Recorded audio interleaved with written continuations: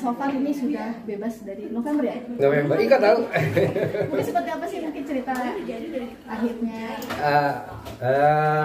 Ya, setelah ngejalanin 49 ya saya dapat pembebasan bersyarat dan tanggal 15 November kemarin puji Tuhan udah bisa menghirup udara segar dan mulai menenangkan diri dulu. Terus habis itu ya udah akhirnya terlibat di Batak Bernyanyi ini karena memang proyeknya teman-teman deket ya. Terus dia minta untuk jadi host ya, jadi ya udah. Dan memang saya kan memang itu bidang saya gitu. Jadi ya so far sih baru ini yang saya kerjakan, yang lagi saya kerjakan selain online shop lah.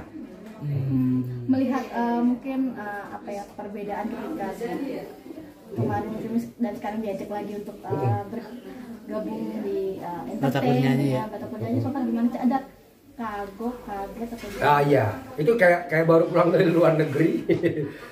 Terus tiba-tiba balik ke Jakarta gitu yang melihat pembangunan udah di mana-mana, terus udah lihat juga zaman sekarang udah kayak apa ya promosi dan banyak sekali ya apa namanya portal-portal atau platform-platform kayak sosial media yang baru ya. Saya menyesuaikan aja, agak kaget sih, tapi ya karena ini project bersama dengan teman-teman, ada si Jakeus, ada si Posan, ada Novita Dewi, ada Alex, kita memang teman dekat, jadi ya kayak nggak kerja aja gitu, kayak emang benar-benar yuk kita bangun ini sama-sama. Ya, saya diajak jadi MC, jadi host, ya udah saya jalanin.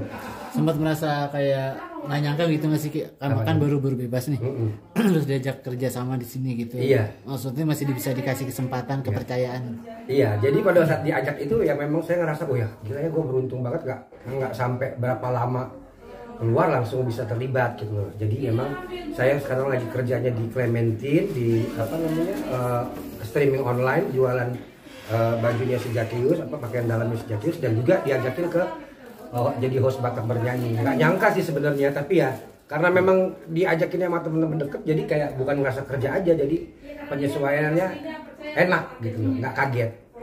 Kondisi kesehatan gimana Bang Jupiter? Kan sempat kemarin juga kan sedikit kurang Iya. badannya. Iya. Seperti apa kesehatan? Wah lucu deh pada saat saya di dalam kena penyakit Rabi, kena apa, terus pas lagi berapa tahun yang lalu ya, 2 tahun yang lalu kalau nggak salah saya dengar gosip dari teman-teman saya, katanya saya meninggal.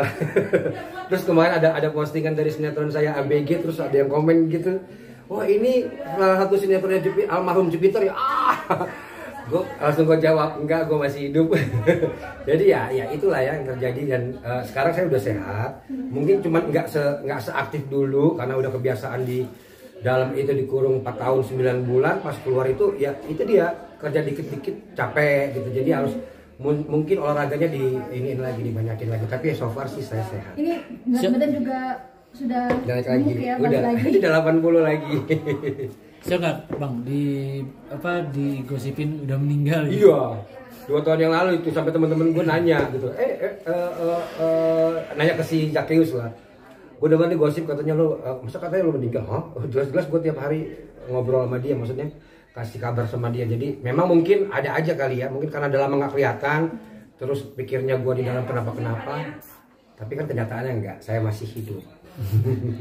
Udah ada planning Bang Jup ke depan mungkin akan melakukan apa aja selain di Batak Bernyanyi ini? Ada sih, tapi udahlah saya simpen aja, nanti kita pelan-pelan apa ya namanya, ada beberapa yang diharapkan, dipersiapkan, tapi kita tunggu aja, nanti saya fokus sama Batak Bernyanyi ini. Untuk ini kan kemarin setelah kemarin di sekolah 4 tahun S2 itu ya? S2.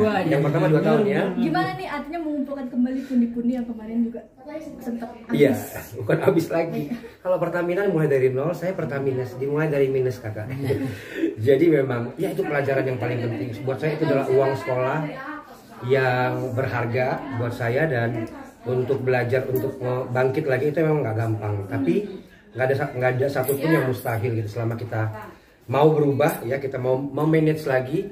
Yang pasti sekarang nggak muluk-muluk lah, hidup aja bersyukur, keluarga terima aja udah syukur, ada pekerjaan aja ditekunin satu persatu. Jadi sekarang ngumpulin pundi-pundi kegiatannya apa aja sih Bang Jup? Apakah ada tadi online atau? Iya, saya jualan online. Saya jadi pegawai lah di Zakius kayak di Daud Christian, dia kan punya produk tuh yang apa buat ngecilin perut. Ini saya dia pakai nih.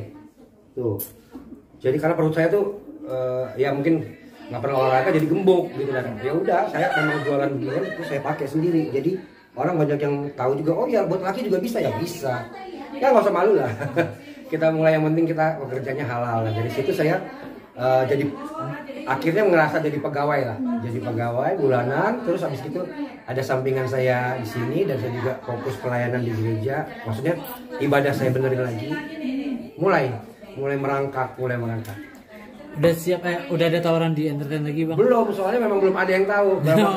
Berapa kali wartawan ketemu sama saya di acara Tesa Kaunang. Mereka minta wawancara, saya bilang jangan dulu, saya belum siap. Gitu. Jadi memang ya selama hampir 5 tahun terpisah terus tiba-tiba balik lagi ke situ, ya saya butuh waktu karena ini memang saya terlibat di dalamnya, ya saya bisa ngomong. Tapi kalau tiba-tiba di acara orang terus ada wartawan minta apa, ngomong apa? Bang Jup, tapi kalau misalkan nanti memang nggak ada lagi tawaran di entertain, mungkin udah siapkah?